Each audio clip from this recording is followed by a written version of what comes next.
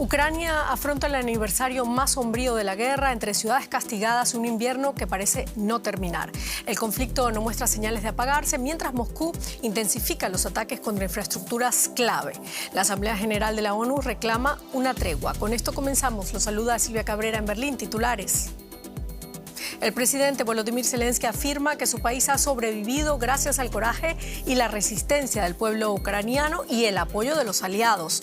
Rusia, por su parte, se mantiene firme en su intención de continuar la guerra hasta lograr todos sus objetivos. 179 personas han salido de prisión en Venezuela, beneficiados por la recién promulgada ley de amnistía impulsada por Delcy Rodríguez. La normativa contempla el sobreseimiento de causas penales de cientos de presos políticos. Algunos consideran que la cobertura es limitada y deja fuera casos relevantes para la oposición.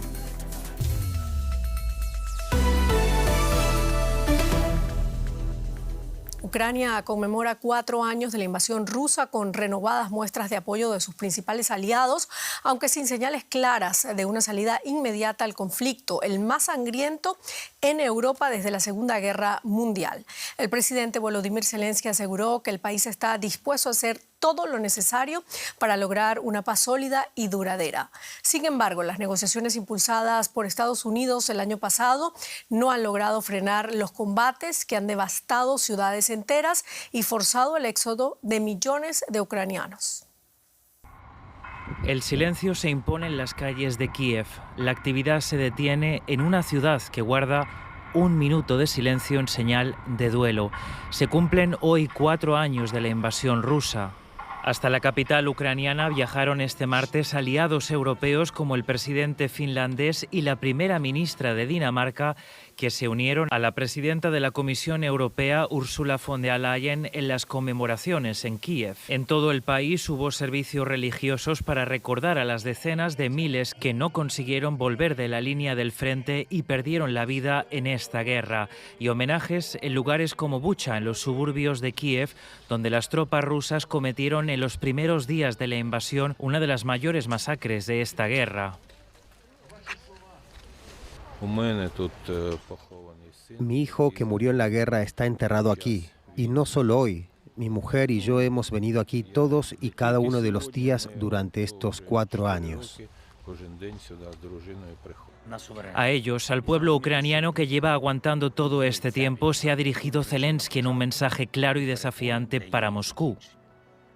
Putin no ha conseguido sus objetivos, no ha conseguido quebrar a los ucranianos. Putin no ha ganado esta guerra. Hemos preservado Ucrania y haremos lo que sea por la paz y para que se haga justicia. En Moscú, un mensaje diferente. En sus calles se ven carteles para reclutar a más efectivos. Y el Kremlin decía este mismo martes que todavía no ha conseguido todos sus objetivos y que continuará con lo que ellos llaman operación militar especial. Después de una mañana de actos, Zelensky participó en la reunión de la Coalición de Voluntarios, una alianza de 30 países que exhortó a Rusia a un cese al fuego incondicional. Pero el conflicto que comenzó en 2022 se adentra en su 5º año. Y vamos ahora a Kiev, conectamos con nuestra enviada especial Carolina Chimoy. ¿Qué tal, Carolina? Bueno, en este nuevo aniversario del inicio de la invasión rusa, ¿qué significa hoy esta fecha para los ucranianos? ¿Cómo se está viviendo allá? Es una fecha que es, claro, difícil de olvidar para los ucranianos, Silvia. Un día como este lo veíamos en el reportaje, en la madrugada se escuchaban aquí mismo, en la plaza en la que estoy, en el Maidán, en el centro de Kiev, los primeros misiles, las primeras bombas, los primeros estallidos. A muchos les quedó como un recuerdo, como un trauma casi, pero también hay que decir que la gente en Ucrania se ha acostumbrado ya a esas alarmas, a esos sonidos, sobre todo mientras más se va acercando uno al este de Ucrania, al frente, los sonidos son más intensos y la gente está acostumbrada a vivir esto cada día. También es necesario recordar, Silvia, que muchos están cansados, están exhaustos de la guerra y todo lo que esto conlleva, pérdidas humanas, como veíamos en el reportaje, pérdidas de luz por los ataques que ha habido a infraestructura crítica, también de calefacción en este invierno que ha sido muy duro en Ucrania. Sin embargo, no están dispuestos a ceder ni un centímetro centímetro de territorio, lo cual conlleva, claro, a que estén en la guerra todavía y lo vayan a estar probablemente por bastante tiempo más. Zelensky dijo durante su discurso el día de ayer que Ucrania se está preparando también de manera armamentística, pero también mentalmente a un una guerra que posiblemente tarde incluso algunos años más si es que no se llega a un acuerdo de paz que vaya también de acuerdo a las condiciones que Ucrania quiere para su país. Carolina, tú lo has dicho, Zelensky dice que empezó a trabajar en detalles de garantía para la adhesión de Ucrania a la Unión Europea. ¿Confía entonces el gobierno ucraniano en esta medida? Ese es uno de los puntos más importantes, exacto, Silvia. No solo son garantías de seguridad las que busca Ucrania, sino también el ser miembro de la Unión Europea. Zelensky dice que esto tendría que suceder como muy tarde en el año 2027, pero que esto, claro, le daría cierta seguridad a Ucrania y también sería un símbolo importante hacia el mundo, hacer Ucrania parte de la Unión Europea y con ello también darle la seguridad que necesita, la garantía de seguridad que necesita. Ahora, el día de hoy vimos también como Ursula von der Leyen, la presidenta de la Comisión Europea, como también Antonio Costa, el presidente del Consejo Europeo, han estado apoyando a Zelensky precisamente en este punto, señalando Ucrania es importante para Europa y Europa es importante para Ucrania. Muchísimas gracias, Carolina Chimoy, desde Kiev. Un placer, Silvia. ¿Y cuál es la posición de Rusia? En la capital de Estonia conectamos con el periodista Ricardo Marquina, experto en este tema. Ricardo, Moscú ha expresado hoy que continuará con esta guerra hasta lograr los objetivos establecidos. ¿Están las tropas rusas en condiciones de mantener esta ofensiva?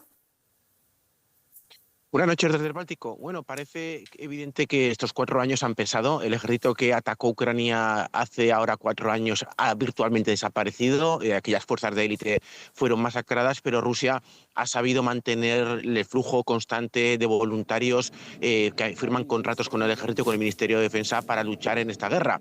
Informes de defensa extranjeros, eso es importante marcarlo, ya que son también parte de este conflicto.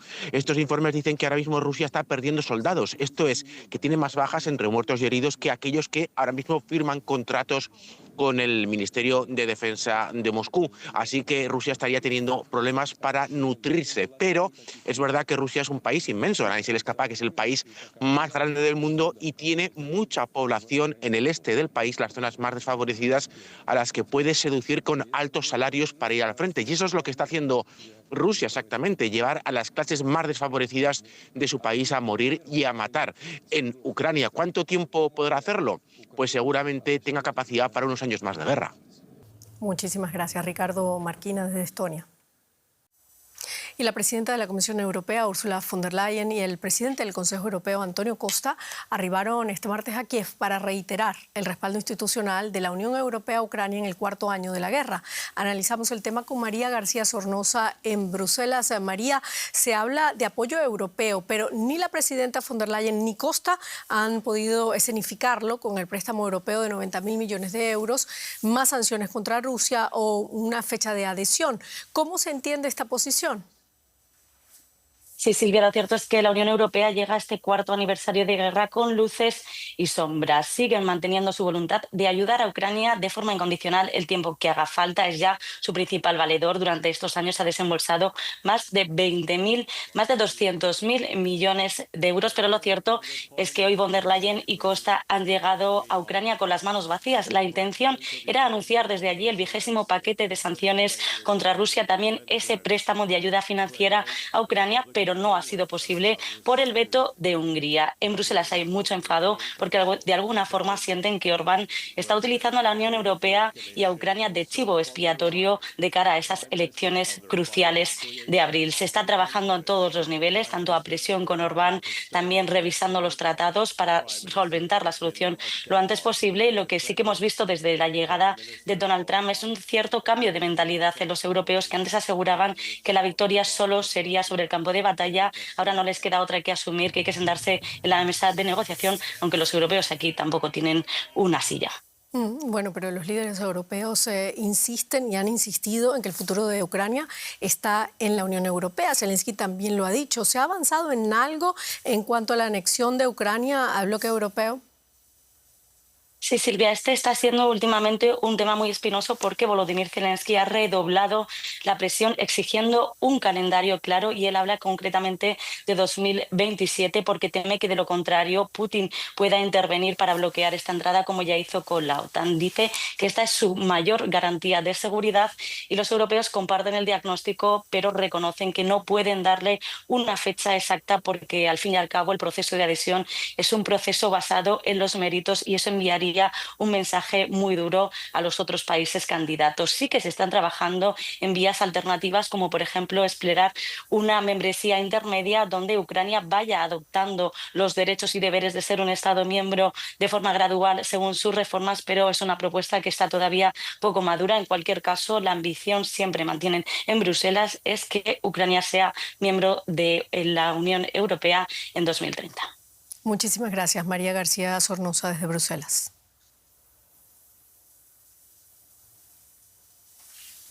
Y cambiamos ahora completamente de tema. Vamos a México, donde el estado de Jalisco levantó este martes el código rojo decretado tras la ola de violencia desatada por la muerte de alias El Mencho. El gobernador estatal advirtió, sin embargo, de que las fuerzas de seguridad seguirán sus actividades de patrullaje las 24 horas del día. Estas medidas se suman al despliegue de 10.000 militares en el oeste del territorio. La Embajada de Estados Unidos en México levantó también hoy la alerta de seguridad para sus ciudadanos en el país.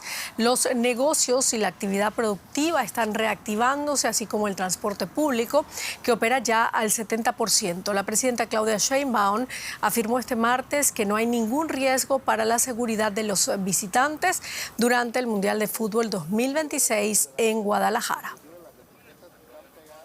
Y un total de 179 personas han salido de prisión en Venezuela, beneficiados por la recién promulgada ley de amnistía. Así lo informó Jorge Arreaza, jefe de la Comisión Parlamentaria Chavista, que hace seguimiento a su aplicación. La histórica ley impulsada por la presidenta encargada, Delcy Rodríguez, contempla el sobreseimiento de causas penales de cientos de presos políticos. La amnistía no es automática. Exige a quienes quieran optar por el beneficio acudir a tribunales para hacer una revisión de cada caso y dictar el sobreseimiento de la causa o la anulación de la sentencia. Arreaza dijo que el sistema de justicia ya recibió casi 4.300 solicitudes de amnistía. Del total, unas 3.000 personas que tenían libertad condicional recibieron libertad plena. Y nos vamos ahora a Caracas. Ampliamos con Elizabeth Hostos. Elizabeth, se habla de 179 personas liberadas en Venezuela. ¿Todos son considerados presos políticos o hay otros perfiles incluidos en estas excarcelaciones? Hola Silvia, un gran saludo para ti y tu audiencia. Sí, en efecto, aun cuando el gobierno ha anunciado la excarcelación de 179 personas, organizaciones como el Foro Penal, que ha sido rigurosa en cuanto a la verificación de los casos, señalan que apenas 30 personas han sido excarceladas. Y sí, el perfil son dirigentes políticos, dirigentes sindicales y al menos un periodista hasta el presente, Silvia. Elizabeth, ¿y qué ha pasado entonces? Tenemos entendido también que familias y ONGs dicen que la amnistía es insuficiente. ¿Qué críticas concretas están haciendo y quiénes habrían quedado fuera? Sí, hay críticas a la ley de amnistía, se señala que no es incluyente y también se señala que el sector militar no está incorporado a este perdón. De hecho, 200 militares están en este momento en huelga de hambre en la cárcel del Rodeo exigiendo incorporación a la ley de amnistía y libertad plena. Otros venezolanos tampoco están integrados a esta ley, que son los acusados de delitos de rebelión, delitos de traición a la patria y de solicitud de intervención de fuerzas extranjeras a Venezuela. En esta categoría se incorpora María Corina Machado, se incorpora Edmundo González Urrutia, a quien se adjudica la victoria de las elecciones presidenciales de 2024, y también se critica que no hay castigo a los violadores de derechos humanos. Entonces es una situación bastante complicada en este momento, la verificación y quiénes son los beneficiarios de la ley de amnistía, Silvia. Muchísimas gracias, Elizabeth Hostos, desde Caracas. A ti, gracias. Y en Brasil ha comenzado el juicio por el asesinato en 2018 de la concejala de Río de Janeiro, Marielle Franco, símbolo de la causa negra y los derechos de la comunidad LGTB brasileña. El crimen causó una gran conmoción dentro y fuera del país. Hay 5 políticos y cargos policiales acusados de planearlo y ordenarlo. Franco se oponía a una propuesta legislativa que permitía la concesión de terrenos a milicias y grupos criminales. El 14 de marzo del 2018 fue asesinada a tiros mientras iba en su coche junto con su chofer, que también falleció. La justicia ya condenó a los autores materiales del asesinato de Franco. Ahora la Corte Suprema ha comenzado el juicio en Brasilia para determinar quién fue el autor intelectual. Y nos vamos a Estados Unidos en la economía. Rosa Casals. En un momento en que todas las miradas están puestas en el presidente Donald Trump, que se prepara para ofrecer este martes un extenso discurso sobre el Estado de la Unión, solo unos días después del fuerte revés que le propinó la Corte Suprema al anular su política arancelaria. El mandatario buscará defender su promesa de una edad dorada para Estados Unidos. Trump comparece ante un Congreso profundamente dividido. El Departamento de Seguridad Nacional continúa sin financiación debido al estancamiento entre republicanos y demócratas, y aún persisten los efectos del reciente cierre gubernamental. Los aranceles impuestos por Trump mantienen precios más altos e inflación, según los demócratas, mientras los republicanos buscan que el presidente destaque los beneficios del recorte de impuestos. La economía se perfila como un eje clave en las elecciones de medio término en noviembre. Y según las encuestas, aproximadamente el 60% de los estadounidenses desaprueba la gestión de Trump, sobre todo en cuestiones económicas. Vamos hasta Nueva York en busca de más detalles. Ana Nieto, ¿cómo estamos? Cuéntanos, ¿cuál es el diagnóstico de la economía un año después y qué está provocando esta impopularidad de Trump? Bueno, si se mira el PIB, hay avance, un 2,2% en el año 2025. Ahora bien, es menor que el 2,4% del 2024 y ha sido un año lleno de incertidumbres arancelarias que han impactado a la inflación, que sigue siendo muy elevada, y la creación de empleo, que se ha recuperado algo en enero, pero que fue anémica en el año 2025. Apenas se crearon 181.000 nuevos empleos y en apenas un sector, el de la salud. Trump llegó a la presidencia, como dices, prometiendo una nueva etapa dorada para el país, pero lo que se está viviendo es un crecimiento muy afectado por una profunda desigualdad que hace que el avance se note sobre todo en los hogares de ingresos altos, no en los de ingresos medios o ingresos bajos. La gráfica de lo que está pasando tiene forma de K, al alza para los hogares de altos ingresos, a la baja para los de bajos ingresos. Los ingresos reales realmente de las rentas más bajas no han subido y la crisis de asequibilidad en el sector tanto de la vivienda como los seguros, la electricidad, el gas natural e incluso los alimentos sigue siendo muy profunda. Los déficits, tanto comercial como presupuestario, siguen siendo altos y no dan señales de remitir. Y, por otro lado, hay una noticia que es positiva por parte del presidente. Este año se esperan los mayores rendimientos de las rebajas fiscales. Es la noticia mejor que puede contar y que mejor puede resonar con su audiencia esta noche. Bueno, y aparte de esta noticia, Ana, ¿cuáles son las ideas que el presidente Trump podría anunciar en este esperado discurso? La portavoz de la Casa Blanca ha dicho que va a haber anuncios en materia económica y que se refieren sobre todo a la asequibilidad, algo que Trump ha presentado a veces de forma poco coherente como un invento demócrata, como un problema que no existe, pero que él va a arreglar. En las últimas semanas se ha hablado y mucho de los costes de la electricidad, que ha subido 3 veces más que la inflación y que en buena medida lo ha sido por la demanda de las empresas de inteligencia artificial. En este sentido, la Casa Blanca está buscando fórmulas para que la carga de estos precios al alza sea para las empresas de este tipo, para este sector, y no para los consumidores, y entonces podría haber iniciativas en este sentido. Trump también ha hablado en el pasado de rebajar el coste de las viviendas, prohibiendo la compra de estas por parte de inversores institucionales, y en materia de finanzas personales ha hablado de poner un tope del 10% a la deuda de las tarjetas de crédito. Todo eso muy contestado por Wall Street, donde no gustan estas iniciativas. Está previsto, por supuesto, que hable de las desregulación, además de los recortes fiscales y lo de los aranceles como motor de un crecimiento que de momento no está siendo muy fuerte. Ana, muchísimas gracias por ponernos al tanto de la economía allá en Estados Unidos. En unas horas sabremos más. Gracias, saludos. La cotización del Bitcoin volvió a retroceder este martes en un mes de fuertes caídas que podría convertirse en uno de los peores para la criptomoneda más conocida. El Bitcoin llegó a retroceder un 2,9%, situándose alrededor de los $62.000 en la jornada de este martes. En lo que va del mes de febrero, la criptomoneda ha acumulado una caída superior al 19%, lo que la acercaría a su peor desempeño mensual desde junio de 2022. Y tenemos la oportunidad de consultar a un experto que conoce muy bien los vaivenes de las criptomonedas. Es Julián Colombo, CEO de la plataforma Bitso en Argentina. Bienvenido, Julián. En primer lugar, cuéntanos por qué ha perdido tanto valor el Bitcoin en las últimas semanas. Creo que principalmente son dos motivos. El primero es una cuestión del propio mercado Bitcoin, que después de haber tenido un máximo histórico hace unos meses, tiene una corrección propia de los activos financieros, en los cuales hay personas que tomaron ganancias en ese máximo y están comprando nuevamente a precios más bajos. Y el segundo, creo que el Bitcoin está cada vez más ligado a los avatares de este mundo tan convulsionado que tenemos, ¿no? Entonces, medidas como la geopolítica de los Estados Unidos, lo que está sucediendo ahora con Irán, el tema de Venezuela, el tema de las tasas de interés de la Fed, más todos los otros temas de tarifas comerciales, impactan fuertemente en los activos financieros y ahora también en el mundo de las criptomonedas, que está cada vez más ligado al mundo financiero tradicional. Creo que por esas dos razones es que podemos ver también correcciones de este tipo de activos. Julián, otra cosa, las criptomonedas requieren un alto consumo energético y compiten por inversión en inteligencia artificial. ¿Hacia qué sector crees que se destinarán más recursos? ¿A la minería de criptos o al desarrollo de la IA?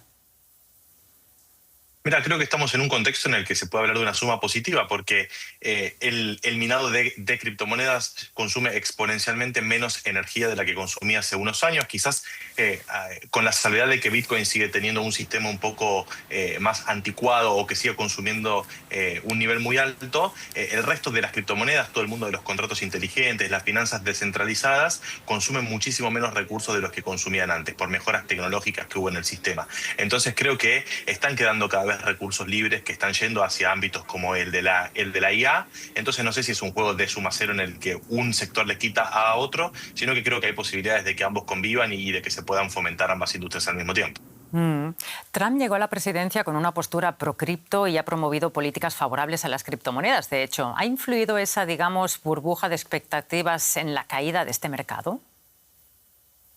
Creo que primero influyó al alza desde fines de 2024 y terminamos con este rally que llevó al Bitcoin a costar $125.000.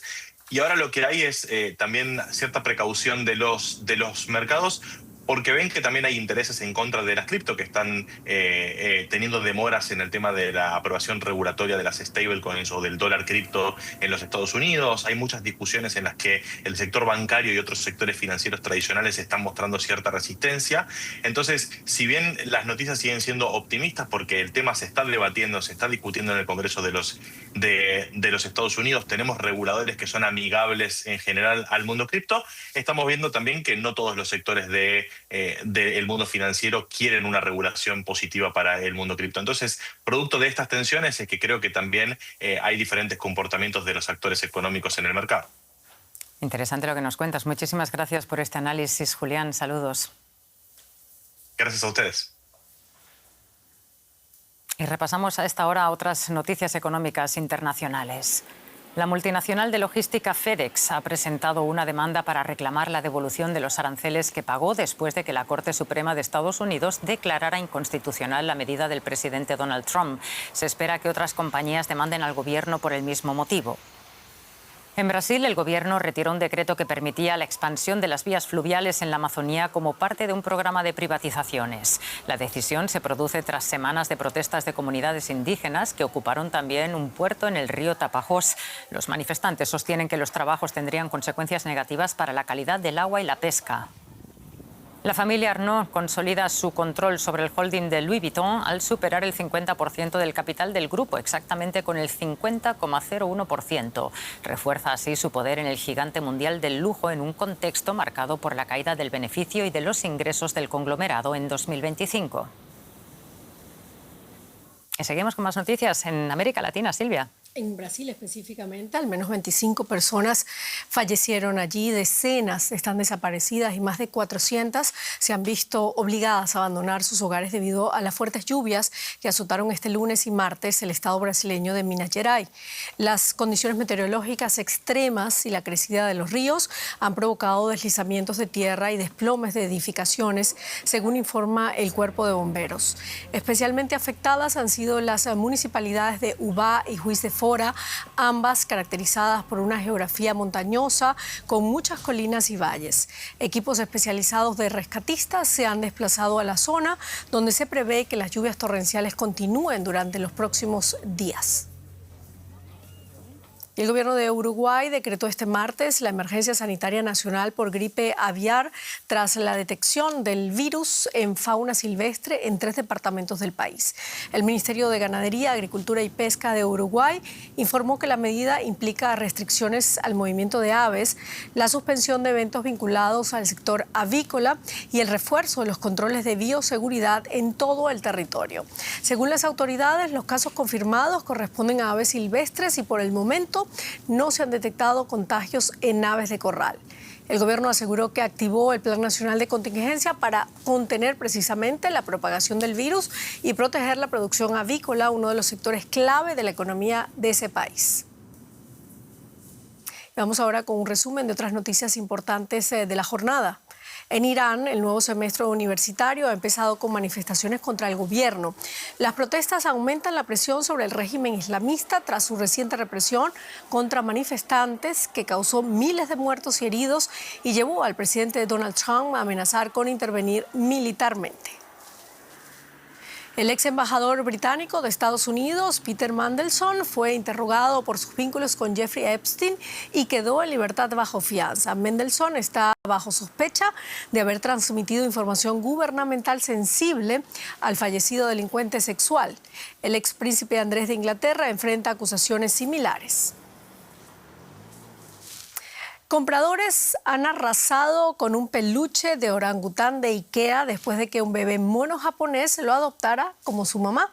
Punch, un macaco japonés de apenas 7 meses, fue abandonado por su madre en el zoológico de Ichikawa. Cuando un visitante dio la alerta, los cuidadores intervinieron de inmediato. Los macacos bebés suelen aferrarse a sus madres para desarrollar fuerza y sentirse seguros, así que Punch necesitaba un sustituto urgente. Tras probar con toallas enrolladas y otros muñecos, los cuidadores encontraron la solución, un orangután naranja de ojos grandes de IKEA. Y con esto terminamos. Gracias por habernos acompañado. Hasta luego.